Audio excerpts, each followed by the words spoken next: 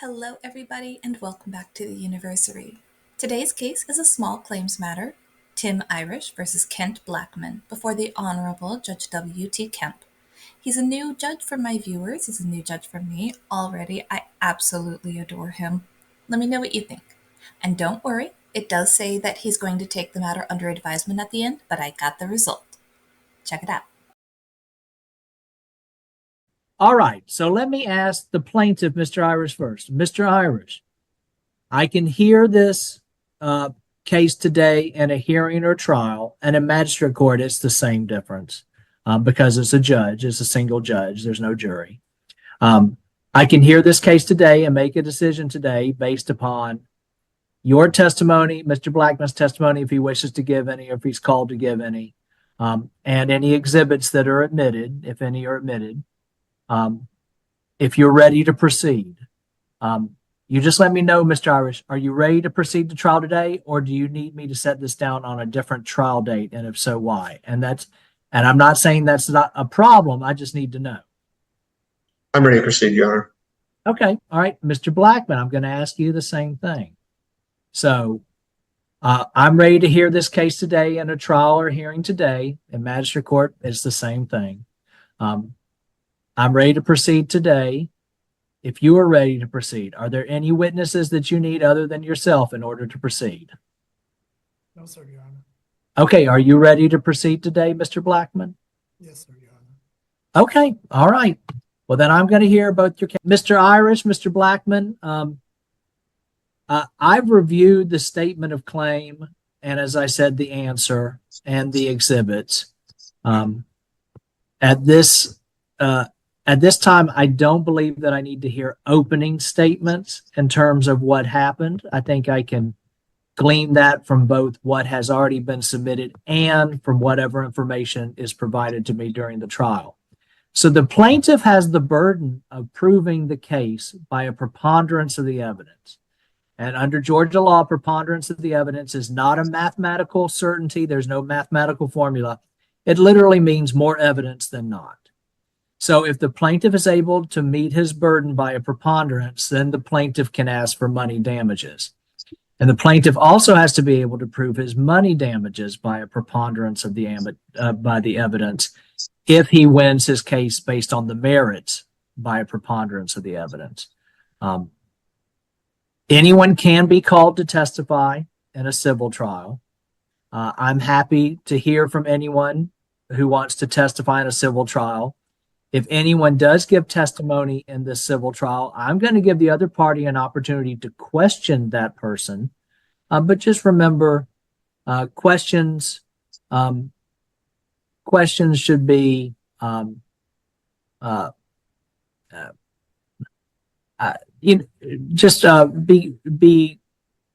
of course, you can be diligent and professional in your questioning, and any questions that are relevant and material, I want you to be able to ask and I want to be able to hear.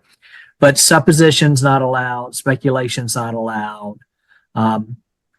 It's not allowed to ascribe ill motives to the character of the other person unless you lay a foundation for that, and a very specific foundation in that regard. So I'm really just looking to see what are the facts of the case and what happened with the case. I'm going to presume that everyone's telling me the truth. So I'm just looking to see what the facts of the case are. All right. Since the plaintiff has the burden, I'm going to ask Mr. Irish. Mr. Irish, do you have any witnesses to call other than yourself? No, Your Honor. Okay. Do you wish to testify yourself in this case? Yes, Your Honor. Okay. All right. Please go ahead and tell me what happened. Was August 31st last year.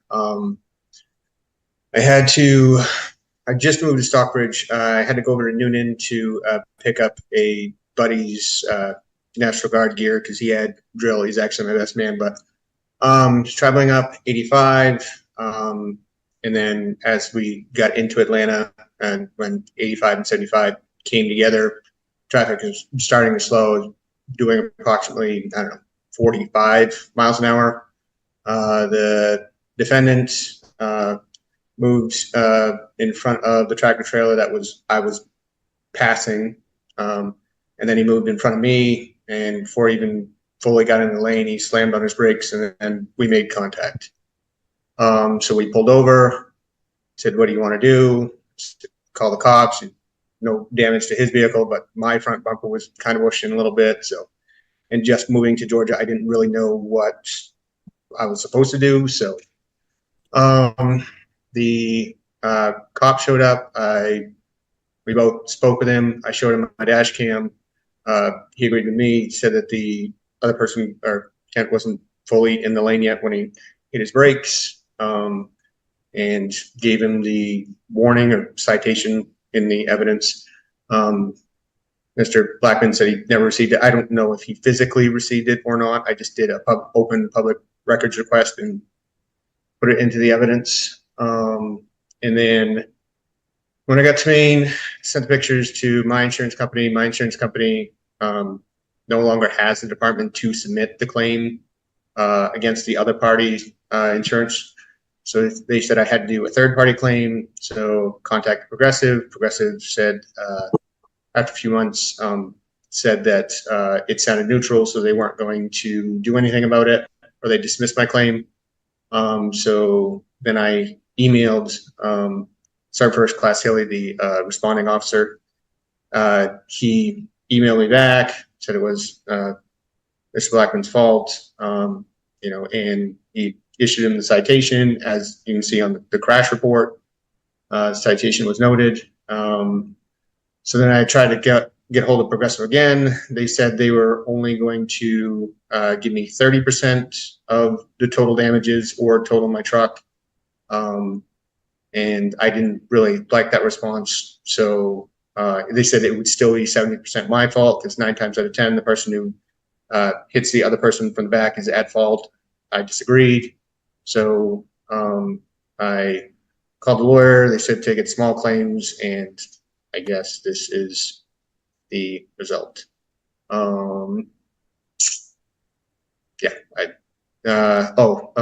The damages, I had the damages assessed by, I think it was Southern Classics, a guy who does assessments on older vehicles, because it's 54 years old. So I guess that's all I really have, Your Honor. All right, thank you. Let me ask Mr. Blackman. Mr. Blackman, do you have any questions for Mr. Irish at this time? At this time, no, Your Honor. Okay, thank you. Mr. Irish, I have a few follow-up questions. So you said that you had the damage assessed. What was the estimated amount of repair for the damages? Should be in evidence. The grand total he came up with was $918.36. It cost $110 to have it assessed, and then I was also told that add the $89 on top of that to have Mr. Blackman served. All right, and Mr. Irish, you help me understand a little bit better. So tell me about the placement of the cars again when they came in contact. Where was your car and where was Mr. Blackman's car, according to your testimony, when they came in contact with one another? Because I heard that you testified that Mr. Blackman moved into your lane, but I also heard that you said that when you reported it to an insurance company, they said that you may have struck the vehicle from behind. So just help me understand that a little better. Yes, Your Honor. I was in the left lane. He was coming from my right, and he moved in front of me. And then he slammed on his brakes before he was fully in the lane. So I hit him from the back end because I wasn't able to stop. I use the 3-second rule. It will allow 3 seconds. Well, the vehicle in front of you, so you have adequate stopping distance to get in front of me, and slammed on his brakes, and then I didn't have enough room to stop. All right, I understand. I understand your testimony. Let me ask Mr. Blackman, since I did ask those follow-up questions. Mr. Blackman, do you have any questions for Mr. Irish about the questions I just asked? I guess my only question would be,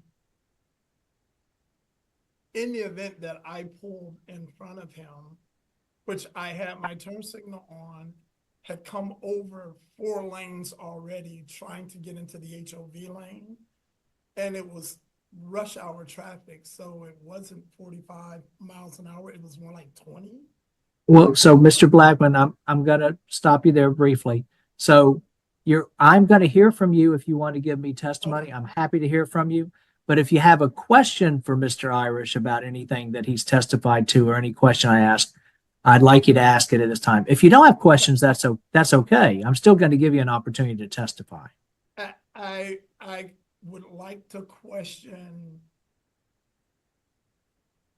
the placement of the damage in relation to the no damage on my car, which would lead one to believe I cut him off by pulling over in front. Okay, so do you have a specific question regarding that for Mr. Irish? I'm sorry, Your Honor. That's all right, Mr. Irish. There has not been a specific question asked yet. Are you sure you had 3 seconds, a 3-second timing in order not to hit my vehicle from the rear? I had 3 seconds before you moved in front of me. You moved into that 3-second gap, which didn't allow me or took away those 3 seconds. I didn't have enough time to slow back to reacquire the 3 seconds before you slammed on your brakes. And was there any cars in front of me when I stopped? I would assume, I'm assuming that's why you stopped. Well, please I don't make couldn't see past you. please don't make assumptions, Mr. Irish. If the answer is you know, please say, and if you don't know, just say I don't know. I don't know. I couldn't see through him. Was it rush hour traffic and all the lanes were full at the time of the incident? No, I don't believe it was. It was midday on a Thursday, so it's not like it was, I think it was like 1:30-ish. So it's not like it was really rush hour traffic. It wasn't midday Friday traffic. I don't remember there being a whole lot of traffic yet. That was about the time that 75 and 85 came together, so traffic was starting to slow, but it was still moving, from my recollection, at 45 miles an hour. All right, Mr. Blackman, do you have any other questions for Mr. Irish? No, I don't. Your Honor. Okay, thank you. All right, Mr. Irish, do you have any other testimony at this time? No, just the evidence that I provided. That's all I really have. All right, do you want me to review and admit the exhibits that you've provided? Yes, Your Honor. Do you want me to go over those? I have hard copies right here in front of me. No, I have them. I have them in the court's record. Mr. Blackman, do you have any objection to me admitting the exhibits that Mr. Irish provided? They are the police report, I believe, a Georgia State Patrol notice card, an insurance card. What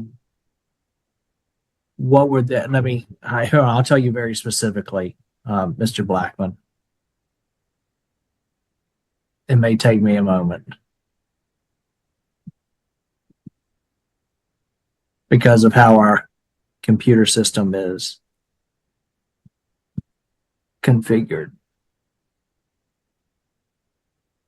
Your Honor, if I may, I mean, they're all the same documents that I emailed to him, plus the citation that you never received, I guess.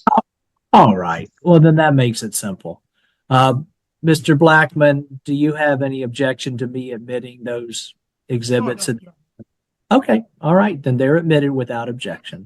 And I will consider them for whatever I can consider them for under Georgia law. All right. All right. Well, not hearing any more from the plaintiff at this time. Mr. Blackman, do you have any witnesses to call besides yourself? No, I don't, Your Honor.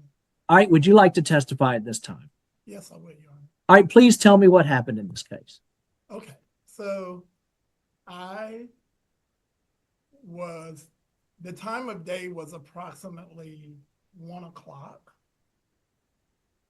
I was going eastbound on 166, exited onto 7585. There was quite a bit of traffic on a Thursday evening at 1 o'clock in Atlanta, headed northbound towards downtown. I put my turn signal on. We had to be going about 20 to 25 miles an hour because I came all the way from the right lane to the left lane in traffic, trying to get to the HOV lane because I had another rider in the car with me as we were headed out to Peachtree Industrial for an appointment. So I slowly worked my way across 3 other lanes of traffic,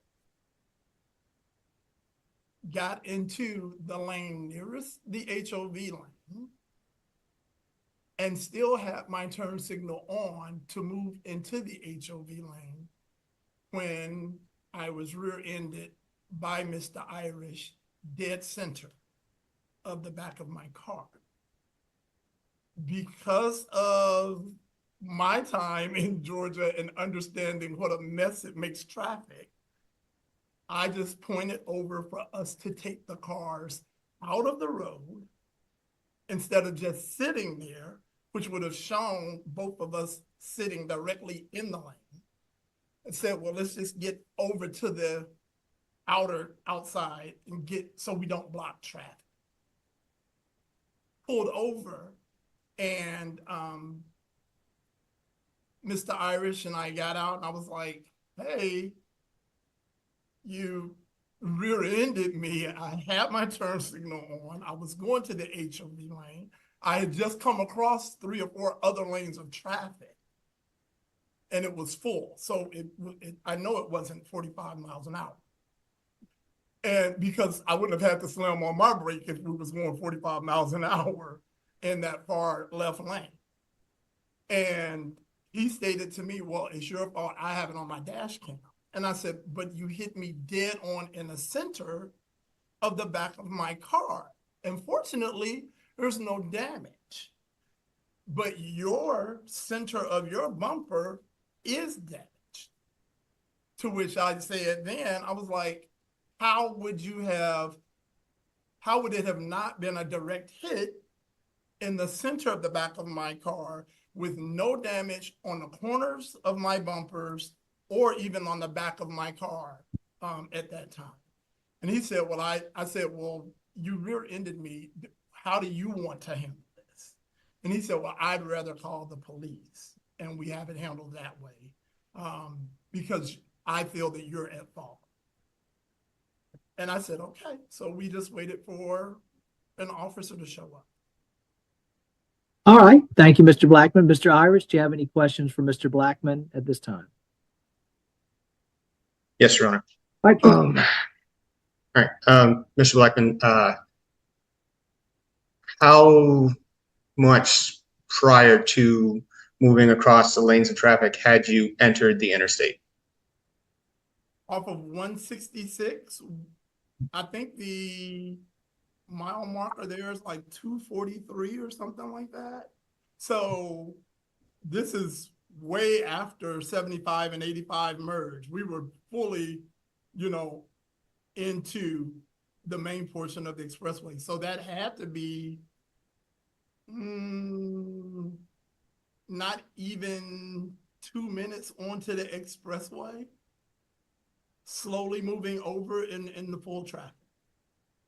Yeah, I'm confused by your testimony because you say it was bumper to bumper traffic. We were only going 20 miles an hour, and then you went across 3 or 4 lanes of traffic, and then I hit you.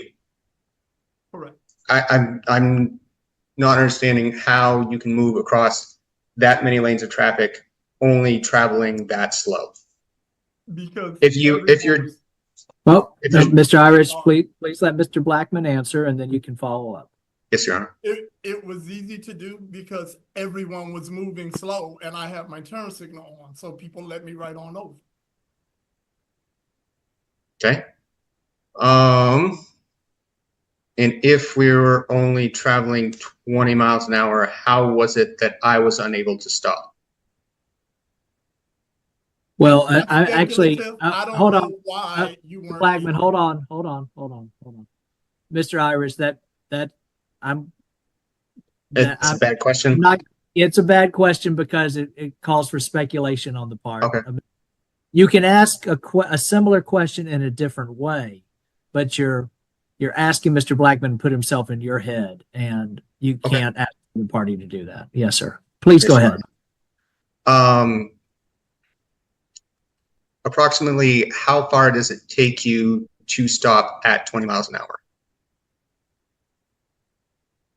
I was fully stopped when you rear-ended me because I was still trying to get into the left lane and traffic had stopped in front of me. Right, but how far does it take you to stop at 20 miles an hour? What's the distance that you would travel in your vehicle if you had to make a dead stop from 20 miles an hour? If we're rolling slowly with the flow of traffic, I'm not an analyst, so I couldn't answer that question. And that's fine, Mr. Blackman. If the answer is I don't know, the answer is I don't. All right. And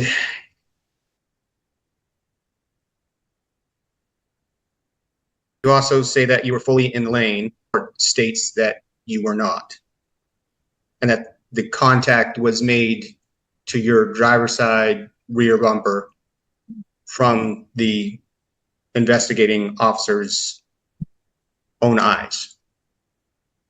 Do you dispute that?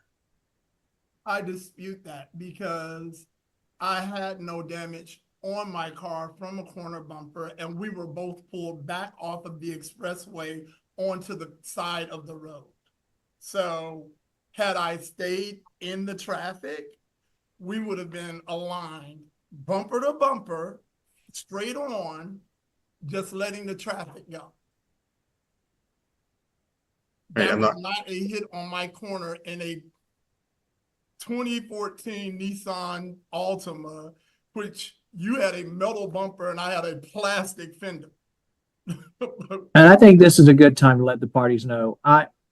So what people make for out of court statements to go to the truth of the matter asserted, if they are not present and there's not an exception for their testimony, that would be considered hearsay. So I'm not going to consider what other parties may have said, may or may not have said out of court for the truth of the matter asserted in this case. However, I understand that this is a magistrate court hearing, and it's just me here. It's just the judge. So, I always like to give everyone broad latitude.